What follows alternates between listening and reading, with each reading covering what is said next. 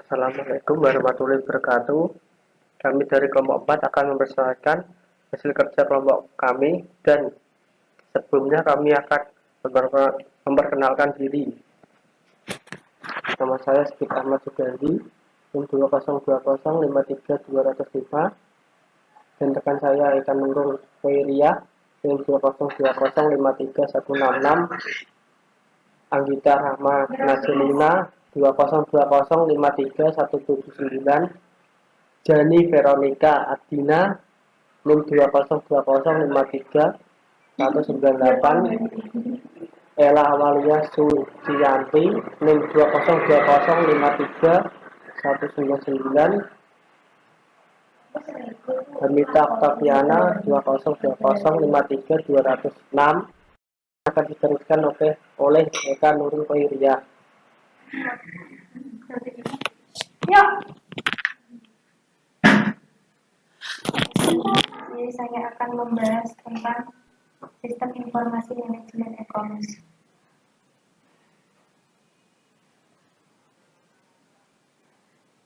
E-commerce di sini adalah perdagangan secara elektronik atau penjualan, penyebaran, pembelian, pemasaran produk yang dilakukan melalui media elektronik ataupun memanfaatkan jaringan telekomunikasi seperti internet, televisi, dan jaringan komputer lainnya.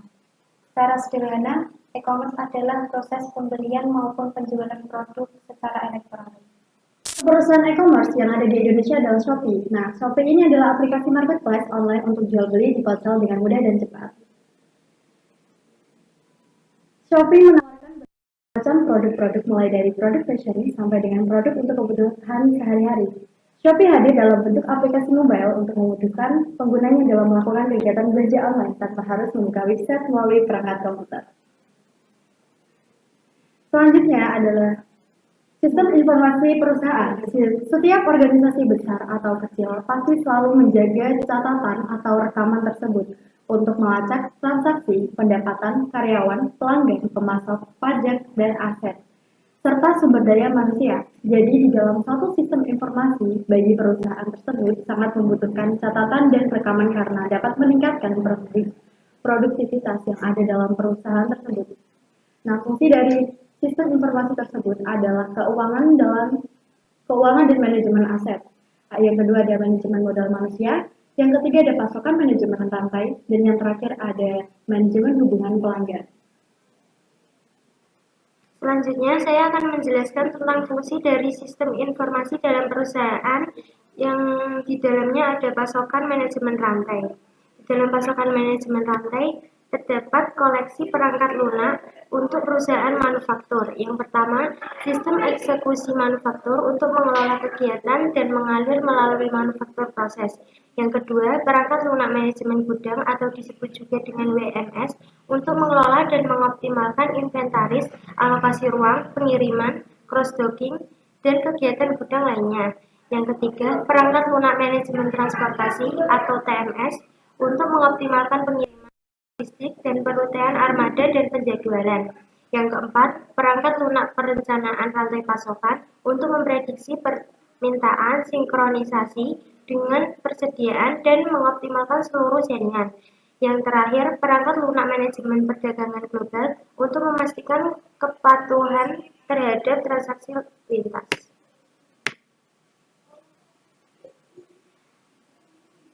Sistem manajemen yang dimiliki Shopee. Yang pertama yaitu Transaction Processing System atau yang disebut juga dengan TPS. TPS adalah sistem informasi yang terkomputerisasi yang dikembangkan untuk memproses data dalam jumlah besar untuk transaksi bisnis rutin seperti daftar gaji dan inventarisasi. TPS berfungsi pada level organisasi yang memungkinkan organisasi bisa berinteraksi dengan lingkungan eksternal. Data yang dihasilkan oleh TPS dapat dilihat atau digunakan oleh manajer.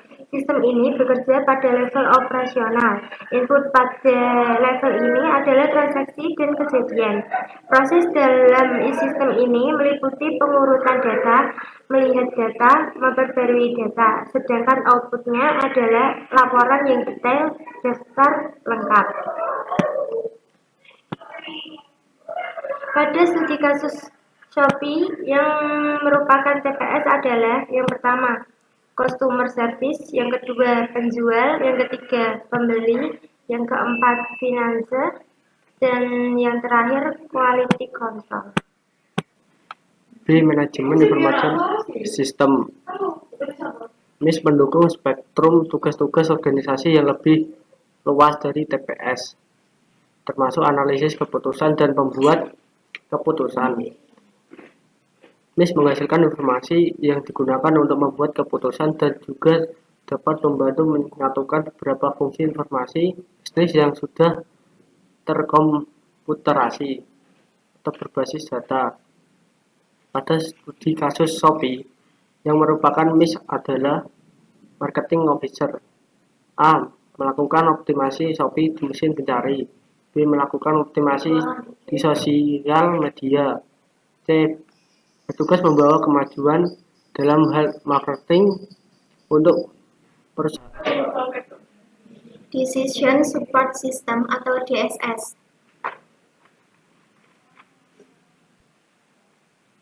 Sistem pendukung keputusan adalah bagian dari sistem informasi berbasis komputer atau termasuk sistem berbasis pengetahuan atau manajemen pengetahuan yang dipakai untuk mendukung pengambilan keputusan dalam suatu organisasi atau perusahaan. DSS hampir sama dengan MIS karena sama-sama menggunakan basis data. DSS bermula dari MIS karena menekankan pada fungsi pendukung pembuat keputusan di seluruh tahap-tahapnya. Meskipun keputusan aktual tetap wewenang eksklusif pembuat keputusan. Jenis-jenis DSS menurut tingkat kerumitan dan tingkat hubungan pemecahan masalahnya adalah sebagai berikut. Yang pertama, mengambil elemen-elemen informasi. Yang kedua, menganalisis seluruh file. Yang ketiga, menyiapkan laporan dari berbagai file. Yang keempat, memperkirakan akibat dari keputusan. Yang kelima, mengusulkan keputusan. Yang keenam, membuat keputusan. Pada studi kasus Shopee, yang merupakan DSS adalah Chief Marketing Officer, yaitu pemimpin dari Marketing Officer yang bertugas membuat keputusan atau kebijakan untuk kemajuan di bidang marketing perusahaan.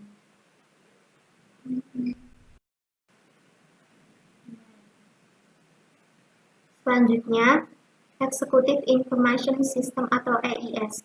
EIS adalah sistem terkomputerisasi yang menyediakan akses bagi eksekutif secara mudah ke informasi internal dan eksternal yang relevan dengan faktor penentu keberhasilan. Pada studi kasus Shopee, yang merupakan EIS adalah Chief Executive Officer. Mengelola dan menganalisis segala aktivitas fungsional bisnis seperti operasional, sumber daya manusia, keuangan, dan pemasaran. Yang kedua, membuat kebijakan, prosedur, dan standar pada perusahaan. Selanjutnya, kelebihan Shopee. Yang pertama, banyaknya kategori yang disediakan. Yang kedua, respon website yang cepat. Yang ketiga, tampilannya simpel dan menarik. Yang keempat, tersedia penjelasan spesifik barang. Yang kelima, tersedia fitur chat dengan penjual untuk menawar barang. Ada kelemahan Shopee. Yang pertama, ongkos kirim rusak ditanggung pembeli. Yang kedua, untuk promo ongkos kirim gratis syarat yang harus dipenuhi terkesan sulit dan merepotkan. Yang ketiga, terkadang situs sulit diakses atau bahkan lambat pada jam-jam tertentu. Ada juga tidak adanya layanan belanja dengan cicilan atau pembeli harus membayar secara cash.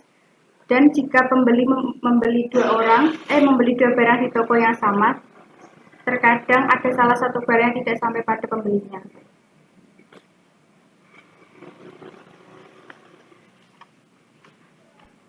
Ancaman dan keuntungan peluang Shopee. Ancaman Shopee. Yang pertama, akses yang tidak sah oleh seseorang terhadap data milik orang lain. Yang kedua, kecurangan yang dilakukan oleh seseorang yang identitasnya tidak diketahui. Yang ketiga, pencuri data oleh orang yang tidak bertanggung jawab. Ada juga dengan populernya e-commerce saat ini, kemungkinan akan ada orang yang membuka e-commerce lainnya dengan fitur yang lebih baik dan lebih unggul. Untuk menghindari pembeli dan penjual, bisa pindah ke online shop lainnya. Shopee harus meningkatkan fitur dan layanan yang lebih baik lagi. Keuntungan dan peluang Shopee. Dengan meningkatkan fitur pada Shopee akan jauh lebih baik menarik pembeli. Peluang online shop akan meningkat pada waktu tahunnya. 3. Harga barang bisa dinego. Terima kasih. Sekian presentasi dari kelompok kami. Jika ada kesalahan, mohon dimaafkan. Wassalamualaikum warahmatullahi wabarakatuh.